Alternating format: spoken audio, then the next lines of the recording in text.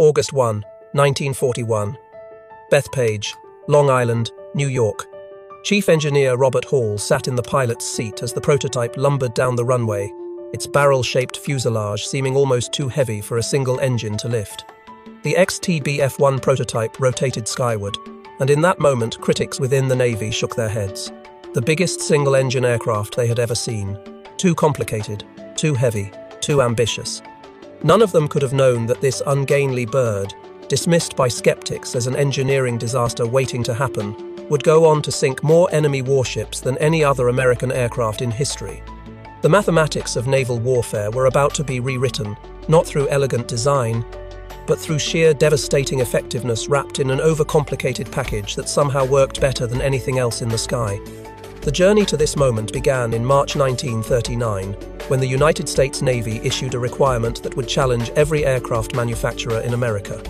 The Douglas TBD Devastator, introduced in 1937, was already obsolete. The Navy needed a replacement, and they needed it fast. The requirements seemed impossible. A top speed of 300 miles per hour, a range of 1,000 miles, a crew of 3. All ordnance carried internally in a bomb bay, armor protection for the crew, self-sealing fuel tanks, and most ambitiously, an electrically powered dorsal turret, a feature that had defeated every previous attempt. 13 companies submitted proposals. The competition quickly narrowed to 2 finalists. Vought Aviation offered the XTBU-1, a sleek, elegant design that initially won praise from Navy evaluators. Grumman Aircraft Engineering Corporation submitted the XTB-F1, a design that looked like someone had taken their successful F-4F Wildcat fighter and inflated it to grotesque proportions. The Vought design was prettier. The Grumman design was complicated. Vought got the initial contract, but Vought was already drowning in orders for their F-4U Corsair fighter. They could not possibly deliver torpedo bombers in the time frame the Navy needed.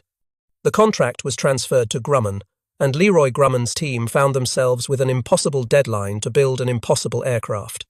Robert Hall, the engineer in the trenches, stared at the mountain of requirements. Everything the Navy wanted required adding weight, complexity, and systems that had never been successfully integrated into a carrier aircraft. The internal bomb bay alone was a nightmare. It needed to be large enough to hold either a 22.4-inch Mark 13 torpedo weighing 2,000 pounds, or 4 500-pound bombs, or depth charges, or mines. The bay doors needed to operate reliably in salt spray, high G maneuvers, and combat damage. The powered turret presented even greater challenges. Previous attempts at rear turrets had failed because hydraulic and manual systems were too slow, too unreliable, too vulnerable to battle damage. Grumman chose an electrically powered turret, betting the entire design on technology that had never been proven in combat. If the electrical system failed, the rear gunner would be helpless. The wing folding mechanism added another layer of complexity. To fit on carrier elevators and in hangar decks, the wings needed to fold. But the Avenger's wings were the largest span of any Navy aircraft, 54 feet fully extended. Leroy Grumman himself solved this problem during a design meeting, using a pink eraser to represent the fuselage and paper clips as wings. He discovered what became known as the stow wing, a compound angle folding mechanism that allowed the massive wings to fold back and upward simultaneously, reducing the wingspan to just 18 feet. The mechanism required hydraulic systems, locking pins, and structural reinforcements that added hundreds of pounds.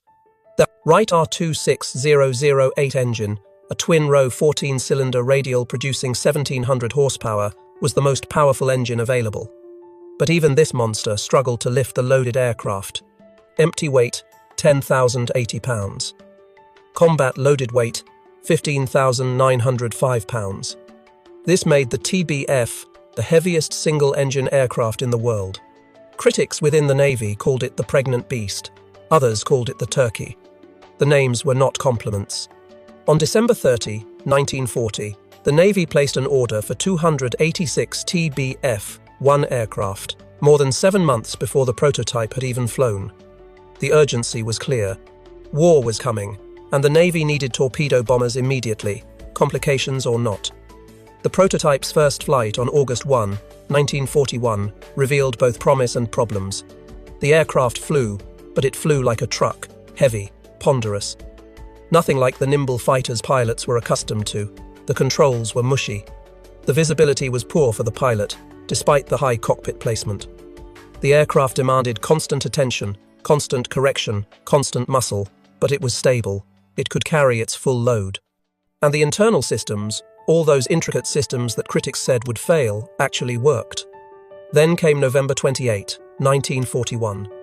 The first prototype caught fire during a test flight near Brentwood, New York. Both test pilots, Bob Hall and Gordon Israel, successfully bailed out as flames consumed the aircraft. The prototype crashed and was destroyed. Critics pounced. The design was too elaborate, too many systems, too many failure points. The electrical turret, the folding wings, the massive bomb bay, all of it was too ambitious. The program should be cancelled. Grumman's response was to accelerate. The second prototype was nearly ready. Testing continued. Modifications were made. Problems were solved through brute force, engineering. On January 3, 1942, the first production TBF-1 was completed. Less than 5 months after the first prototype crashed. Less than 4 weeks after Pearl Harbor brought America into the war. By early June 1942, more than 100 TBF Avengers had been delivered to the Navy. 6 of these aircraft were assigned to Torpedo Squadron 8 for evaluation. The squadron's Devastators had already deployed aboard the carrier Hornet. The 6 Avengers arrived at Pearl Harbor just hours after the carriers had departed for a crucial battle near a tiny atoll called Midway. Volunteers were called for. 6 crews raised their hands. Many had never flown out of sight of land. All 6 aircraft made it to Midway Island. June 4, 1942, 07:10 hours. 6 brand new TBF Avengers took off from Midway Island's Henderson Field, part of the first wave of attacks against the Japanese carrier fleet.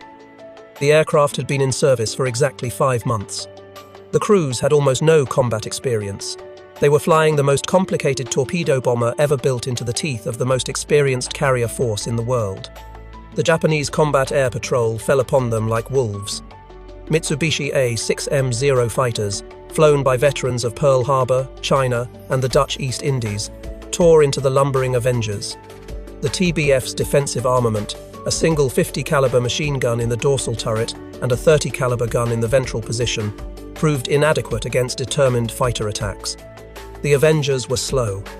At maximum torpedo attack speed, they could barely manage 130 miles per hour.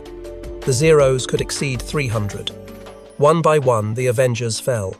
Ensign Albert Kyle Ernest's aircraft took hit after hit.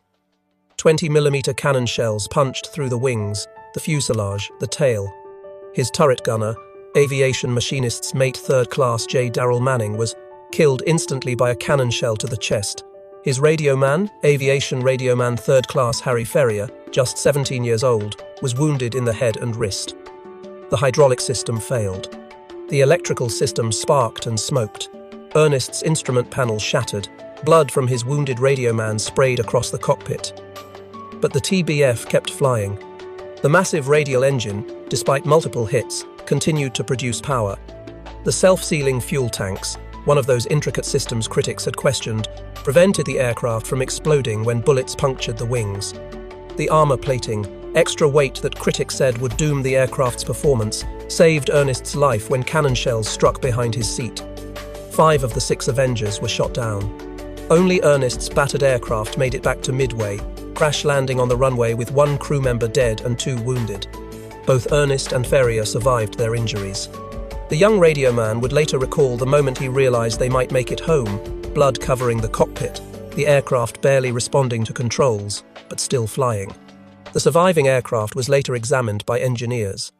It had been struck by at least 9 20mm cannon shells and 64 7.7mm machine gun bullets. Nearly every major system had been damaged or destroyed. The Battle of Midway was hailed as a great American victory. The Japanese lost 4 fleet carriers. American dive bombers received the glory. The torpedo bombers, both the old Devastators and the new Avengers, suffered catastrophic losses. But the sacrifice of Torpedo Squadron 8 would become legendary. Of the 15 Devastators that launched from Hornet, none returned. 29 men were killed. Only Ensign George Gay survived, floating in the ocean watching the battle unfold above him. The 6 Avengers from Midway lost 5 aircraft and 9 men killed. From the entire squadron, only 3 men survived the battle. Ensign Ernest would be awarded the Navy Cross for his actions at Midway, the first of 3 he would earn during the war. 83% casualties for the Avengers at Midway. Critics renewed their calls to cancel the program. The aircraft was too vulnerable, too elaborate. The losses proved it was a failure. But intelligence officers studying the damaged aircraft reached a different conclusion. Ensign Ernest's TBF had absorbed enough damage to destroy 10 normal aircraft, yet it had flown home with 2 survivors. The electrical turret, despite the catastrophic damage, had continued to function until the turret gunner was killed. The bomb bay doors had operated correctly under fire. The folding wing mechanism had not failed despite multiple hits to the wing structure. The right engine had run for 2 hours after being struck multiple times. The aircraft was not too elaborate. It was too tough. Every intricate system, every redundancy, every backup had been designed into the TBF for exactly this scenario, taking damage and continuing to fight. The over-engineered, sophisticated Avenger had brought its crew home when no other aircraft could have survived. Production accelerated. By August 1942, dozens of Avengers were reaching fleet squadrons. Torpedo Squadron 8 reformed with new pilots and new aircraft. They would go on to earn 2 Presidential Unit citations, becoming one of the most decorated squadrons in naval aviation history.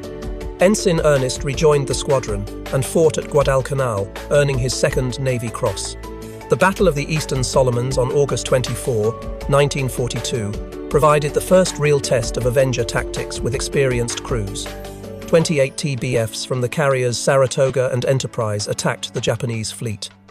13 Avengers from Saratoga's VT-8 and 15 from Enterprise's VT-3 coordinated their approach. They sank the light carrier Ryujo with multiple torpedo hits. 7 Avengers were lost, but the survivors learned crucial lessons. The aircraft could absorb tremendous damage. The electrical turret could engage multiple fighters simultaneously. The internal bomb bay allowed for quick ordnance changes. The long range allowed for strikes far beyond what previous torpedo bombers could reach. November 1942 brought the naval battle of Guadalcanal. Marine Corps and Navy Avengers played the key role in sinking the Japanese battleship Hiei, a 37,000-ton behemoth that had been crippled in night fighting. The Avengers put torpedoes into the drifting giant, proving that the complicated aircraft could kill capital ships. But the most remarkable transformation was happening in the Atlantic Ocean, far from the Pacific headlines. German U-boats were winning the tonnage war, sinking Allied merchant ships faster than they could be replaced. The introduction of small escort carriers provided air coverage for convoys, but existing aircraft were inadequate for anti-submarine warfare. The Avenger, with its large bomb bay, long range, and ability to carry radar, proved perfect for the role. The TBF-1D variant, equipped with ASB surface search radar, could detect surfaced U-boats at night or in bad weather. The large bomb bay could carry depth charges, bombs, acoustic torpedoes, and the top-secret Mark 24 Fido homing torpedo. Avengers operating from escort carriers began stalking U-boats with devastating effectiveness. The aircraft that had been designed to sink battleships was now hunting submarines. The tactics were elegant in their simplicity. Avengers equipped with radar would patrol ahead of convoys, searching for surfaced U-boats. When contact was made, the Avenger would attack with depth charges and rockets, forcing the submarine to dive. Once submerged, the U-boat's speed dropped from 18 knots to 8 knots. The Avenger would circle overhead, dropping sonobuoys to track the submerged submarine, while calling in destroyer escorts for the kill. If the submarine tried to surface and run, the Avenger would be waiting with more depth charges. If the submarine stayed submerged, the destroyers would arrive. From May 1943 to May 1945, Avengers flying from American escort carriers sank or assisted in sinking 35 U-boats in the Atlantic. British Avengers, which the Royal Navy designated Tarpon and later Avenger, added to the tally. The total submarine kills reached approximately 30 when counting Pacific operations against Japanese submarines. No other aircraft came close to this record. The sophisticated radar systems, the large internal bay that could carry multiple weapons types, the long endurance that allowed 8-hour patrols, all of it combined to create the most effective submarine killer of the war. The year 1944 brought the Avenger to its peak effectiveness. By this time, nearly 10,000 had been built. General Motors' Eastern Aircraft Division had taken over most production, churning out 7,546 TB-MIS, while Grumman built 2,290 TB-Fs. The transition had been remarkable. When Grumman needed to focus on producing the new F-6F Hellcat fighter, they delivered a demonstration TB-F to General Motors, held together entirely with sheet metal screws. This PK Avenger, named for Parker Kalon screw manufacturer, allowed GM engineers to disassemble the aircraft part by part and redesign it for automotive-style mass production. Leroy Grumman had doubted GM could build even one Avenger. Instead, GM produced more than 3 times as many as Grumman itself. The TBM-3 variant, with a more powerful R260020 engine producing 1,900 horsepower, began reaching squadrons in mid-1944. The additional power helped offset the weight of new radar equipment, additional armor, and increased fuel capacity. The Battle of the Philippine Sea in June 1944 showcased everything the Avenger could do. The engagement, later called the Great Marianas Turkey Shoot, decimated Japanese carrier aviation. American fighters shot down over 250 Japanese aircraft in a single day. But the real test came afterward. Admiral Mark Mitcher learned the Japanese carrier fleet was retreating at extreme range. Over 200 Avengers participated in the mission Beyond Darkness, Mitcher's desperate gamble to catch the fleeing enemy. The strike launched late in the afternoon, knowing many aircraft would return in darkness. Avengers from the carrier Belleau Wood sank the light carrier Hio, hitting the Japanese ship with torpedoes in deteriorating weather and fading light. 247 Japanese sailors died when Hio capsized. Many Avengers ran out of fuel on the return flight, ditching in the ocean or crashing on carrier decks in complete darkness. Mitcher ordered every ship in the fleet to turn on lights, breaking all blackout protocols to guide the aircraft home. 80 pilots and crew were lost, but the mission proved the Avenger could operate in conditions that would ground other bombers. The long range, the reliable engines, the tough airframe, all contributed to missions that should have been impossible. October 1944 brought the Battle of Leyte Gulf, the largest naval battle in history. Over 200,000 personnel participated.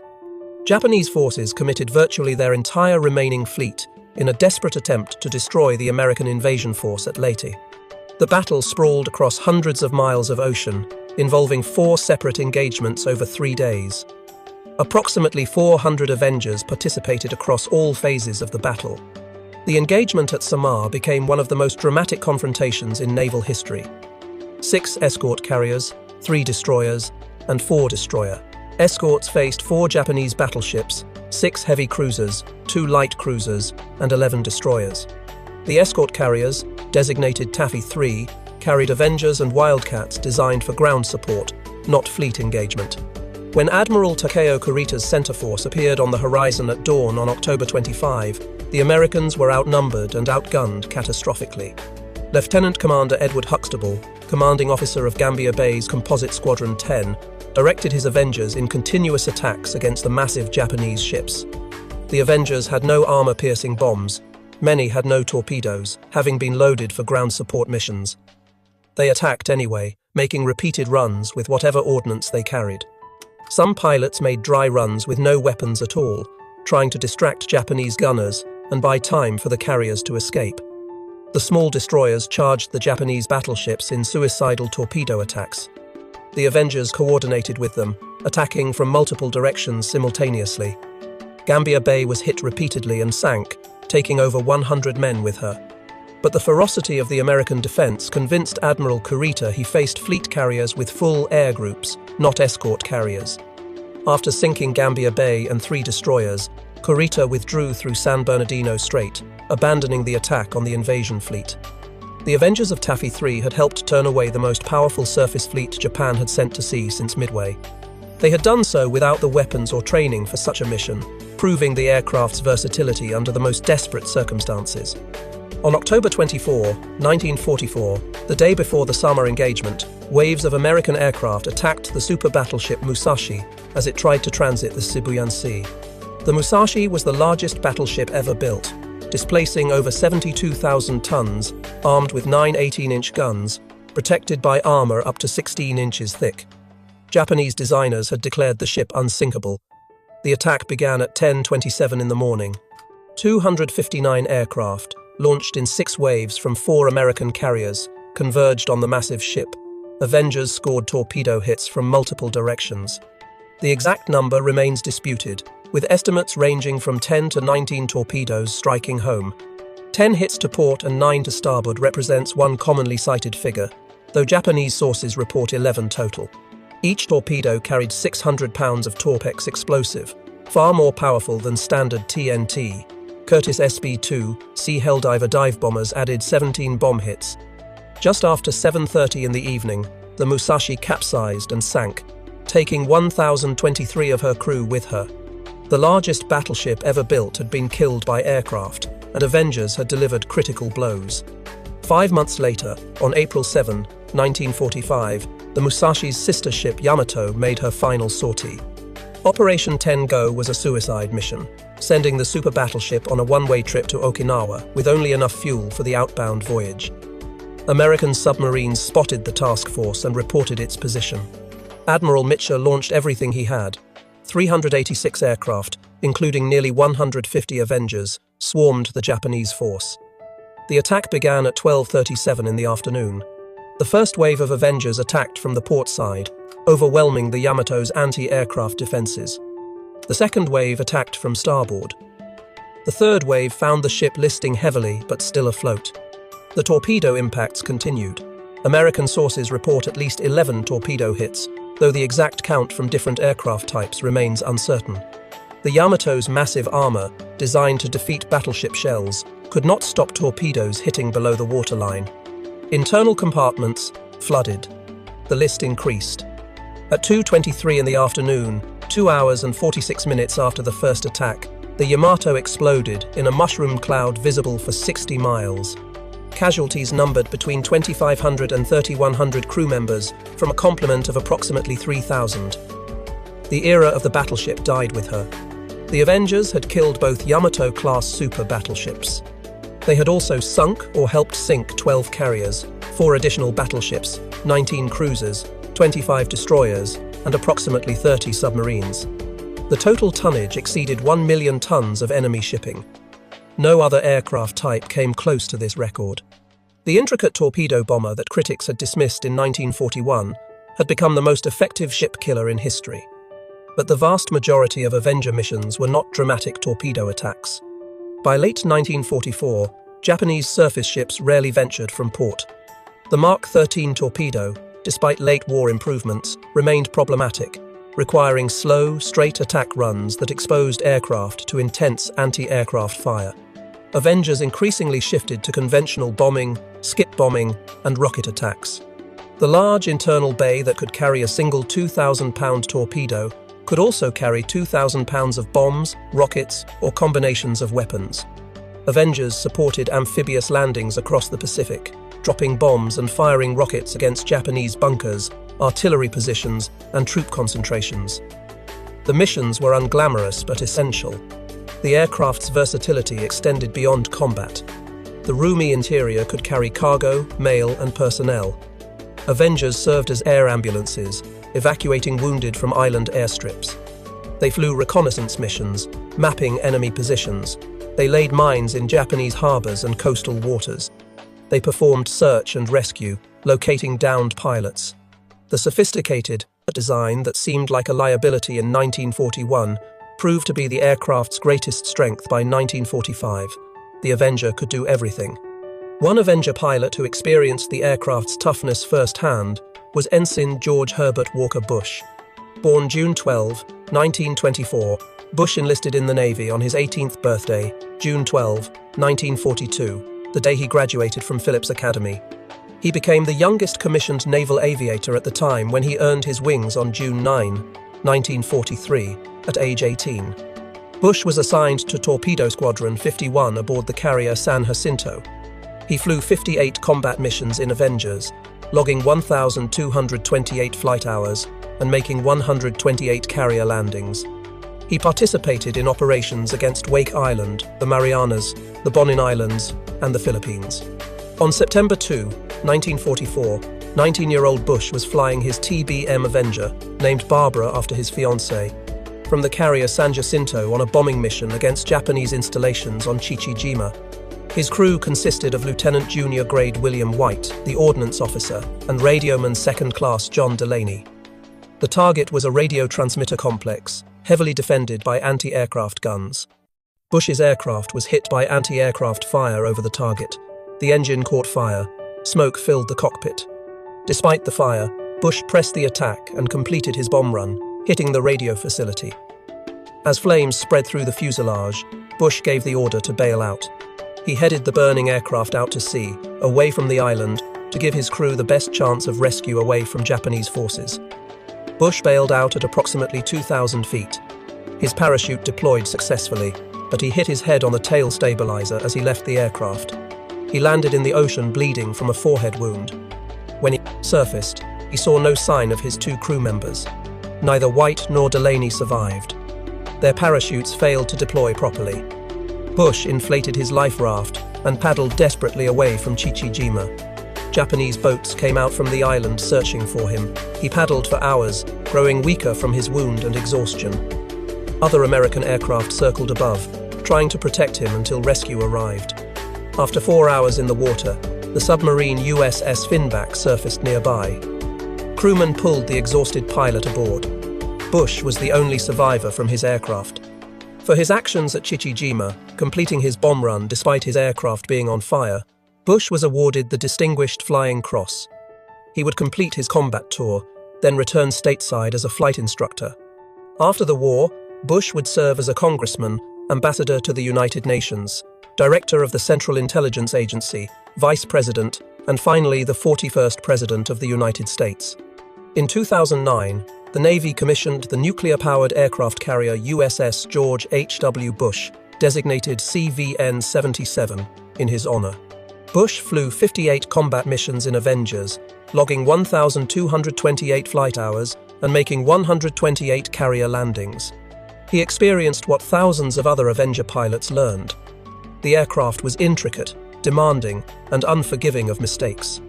But when battle damage came, when enemy fire struck, when systems failed, the sophisticated design kept you alive. The redundancy, the over-engineering, the multiple backups, all of it worked together to bring crews home. The statistics tell the story that critics refused to see. Nearly 10,000 Avengers delivered. Over 46,000 combat sorties flown. Total combat losses, 729 aircraft. The loss rate, 1.58% per sortie, was among the lowest of any combat aircraft in the war. Anti-aircraft fire accounted for 422 losses. Aerial combat accounted for just 47 losses. Operational accidents, mostly landing mishaps on carrier decks, accounted for 260. The elaborate systems that were supposed to fail rarely did. The aircraft that was too heavy to fight proved too tough to kill. Comparison with other torpedo bombers reveals the Avenger's dominance.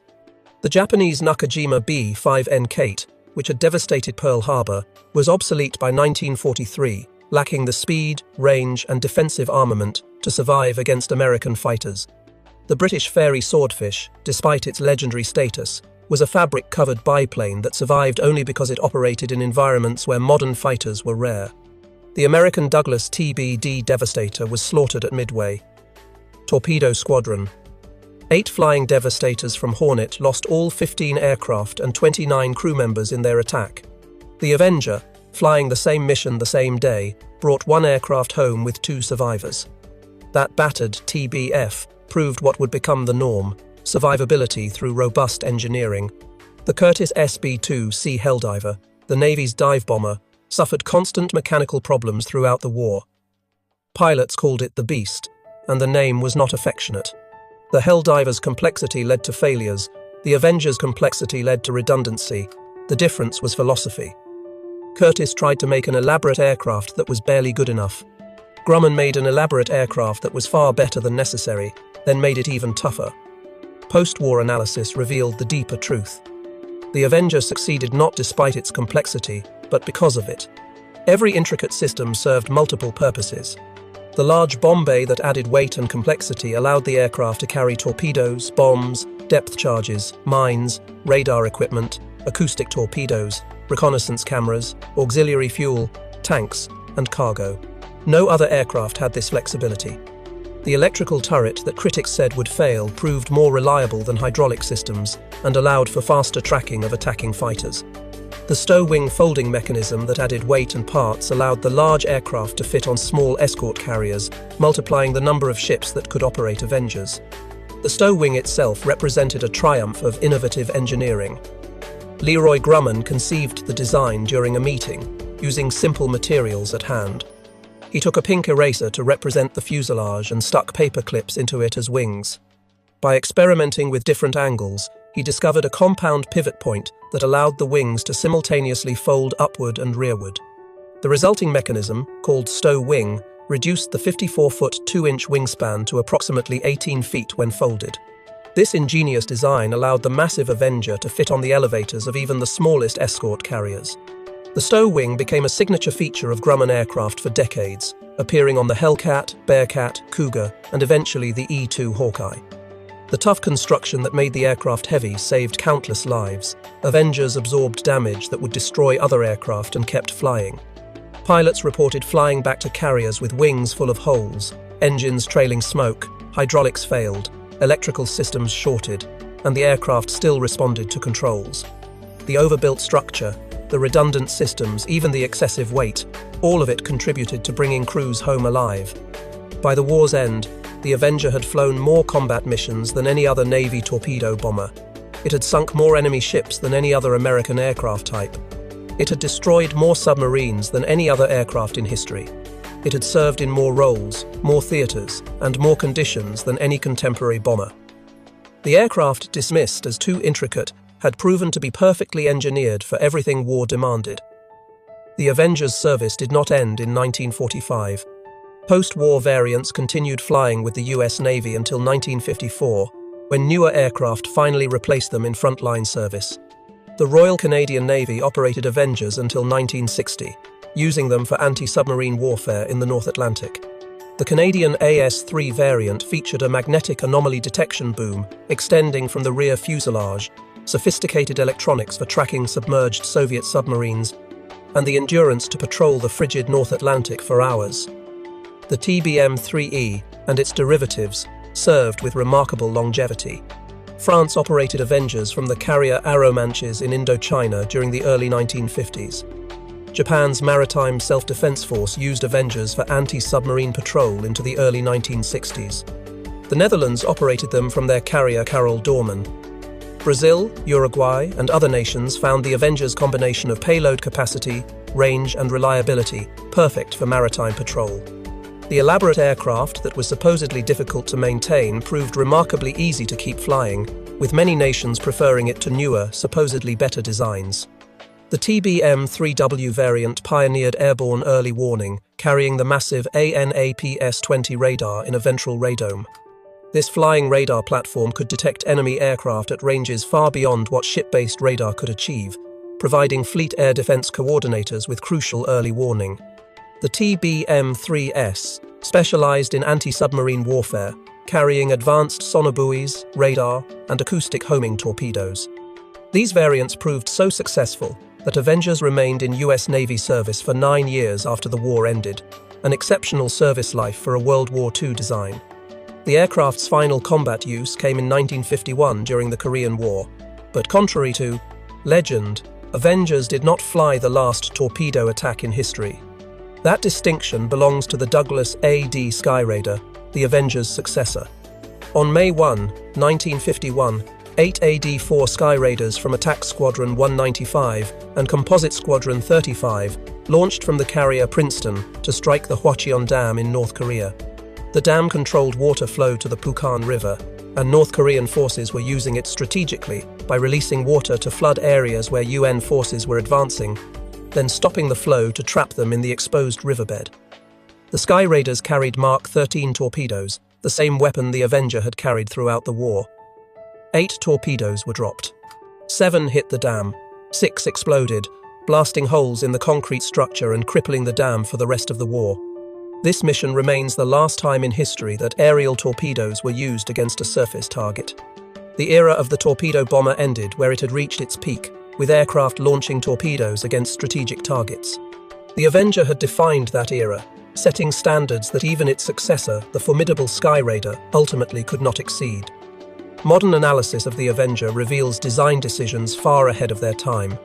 The modular internal bay that could accept different weapons without modification anticipated modern multi-role fighters.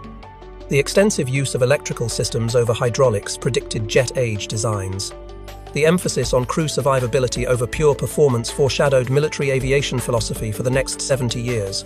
The integration of radar, radio, and electronic warfare equipment into a single airframe created the template for modern naval aviation. William Schwendler, Leroy Grumman, Robert Hall, and the engineering team at Grumman Aircraft had not just built an elaborate torpedo bomber. They had built the future of naval aviation, wrapped in a barrel-shaped fuselage that critics called ugly. They had proven that survivability could be engineered into an aircraft through redundancy and robust construction. They had demonstrated that versatility mattered more than specialization. They had shown that crew comfort and capability enabled mission success more than raw performance numbers. The design philosophy that created the Avenger influenced American naval aviation for decades. The emphasis on bringing crews home alive became central to U.S. Navy aircraft design. The focus on multi-role capability shaped future requirements. The integration of advanced electronics and weapons systems established patterns that continue today. The Avenger was not just a successful World War II aircraft.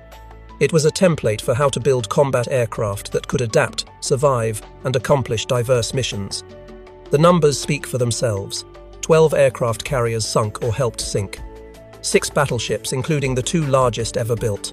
19 cruisers, 25 destroyers, approximately 30 submarines, over 500 merchant ships, 1 million tons of enemy shipping sent to the bottom, 729 aircraft lost out of nearly 10,000 built, 46,000 combat sorties, 1.58% loss rate, the highest kill ratio of any American aircraft in World War II, measuring ships sunk per aircraft lost.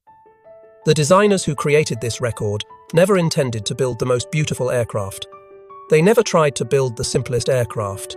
They built the most effective aircraft, and effectiveness required sophistication. Every system, every redundancy, every backup, every ounce of extra weight contributed to the mission. Critics who saw only complications missed the purpose behind every decision. This aircraft was not elaborate for the sake of complexity. It was sophisticated because war is unpredictable and survival requires preparation for every contingency. The production achievement itself deserves recognition. 9,836 Avengers were built in just 3 years. At peak production, factories delivered over 200 aircraft per month. General Motors, a company that had never built a single airplane before the war, became the primary manufacturer through innovative production techniques. The transformation of automobile factories into aircraft plants, accomplished in months, demonstrated American industrial capacity at its peak. The same assembly line workers who had built Chevrolets now built torpedo bombers, working 3 shifts to meet Navy demands. The Avenger's operational versatility proved equally impressive. Beyond the famous torpedo attacks, Avengers flew more missions dropping conventional bombs than torpedoes. They pioneered night operations, using radar to find and attack targets in complete darkness. They performed combat search and rescue, saving hundreds of downed pilots from the Pacific. They served as airborne ambulances, evacuating critically wounded personnel from island battles. They delivered supplies to isolated garrisons. They photographed enemy installations for intelligence analysis. They patrolled shipping lanes for submarines. They provided close air support for marine infantry. No other single aircraft type performed such diverse missions successfully. The human cost of Avenger operations, while lower than other torpedo bomber types, remained significant. Approximately 730 crews were lost in combat, representing over 2,000 American lives. Many more were wounded. The aircraft could bring crews home through tremendous damage, but it could not make them invulnerable. The low loss rate meant more crews survived to complete their tours. More pilots returned to train new aviators. More experience was preserved and passed forward. The engineering decisions that prioritized survivability translated directly into lives saved. Individual acts of heroism by Avenger crews fill volumes of naval history. Beyond the famous names, thousands of pilots, bombardiers, radiomen, and turret gunners flew into anti-aircraft fire and fighter attacks to deliver their weapons on target. They flew missions in typhoons, in darkness, at extreme range, under impossible conditions. They pressed attacks against overwhelming defenses. They stayed with crippled aircraft to bring wounded crew members home, rather than bailing out safely themselves. The Avenger gave them a fighting chance. Their courage did the rest. The torpedo bomber is gone now. Modern anti-ship missiles accomplish in minutes what required wings full of torpedo bombers in 1944. No nation operates torpedo bombers. The mission itself has been obsoleted by technology. But the lessons of the Avenger remain relevant across all domains of engineering and design. Over-engineering for survivability saves lives. Redundancy wins battles.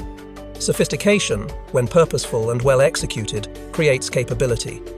Versatility often matters more than specialization. The ability to absorb damage and continue functioning determines survival. These principles apply far beyond aviation. The Avenger demonstrated that robust construction costs less than replacement. The additional weight of armor, redundant systems, and overbuilt structure was repaid many times over in aircraft that survived to fly again, in crews that lived to fight again, in reduced training requirements because experienced pilots stayed alive. The accountants might have preferred lighter, cheaper aircraft. The combat record proved them wrong. Investment in survivability paid dividends measured in victories won and lives saved. The ugliest duckling can become the deadliest hunter. And sometimes the aircraft everyone calls too elaborate is exactly sophisticated enough to do what nothing else can do. The Avenger proved this truth in the most demanding crucible imaginable, combat against a determined enemy who had prepared for war while America slept. The aircraft critics dismissed, accomplished what more elegant designs could not. It rewrote the rules of naval warfare. It established new standards for aircraft survivability. It demonstrated capabilities that influenced military aviation for generations. Today, surviving Avengers fly at air shows, reminding new generations of what American industry and American airmen accomplished. Approximately 60 Avengers remain in various conditions worldwide. Several are maintained in airworthy condition by dedicated organizations and collectors. When a restored Avenger flies overhead, its unmistakable silhouette and distinctive engine note transport observers back to a time when these unlikely warriors ruled the Pacific skies. The Avenger that took off from Bethpage in August 1941, the ungainly beast that critics dismissed, proved them all wrong. It did not do so through elegance or simplicity. It did so through relentless effectiveness, mission after mission, year after year, in every role war demanded. The sophisticated torpedo bomber that should have failed instead rewrote the rules of naval aviation and sank more enemy ships than any other aircraft in history. In the end, it was not elaborate enough to fail. It was sophisticated enough to win, and in winning it brought home more of its crews alive than any other torpedo bomber ever built. That achievement, more than tonnage sunk or battle stars earned, stands as the true measure of the Avenger's success. The aircraft kept its promise. It brought them home.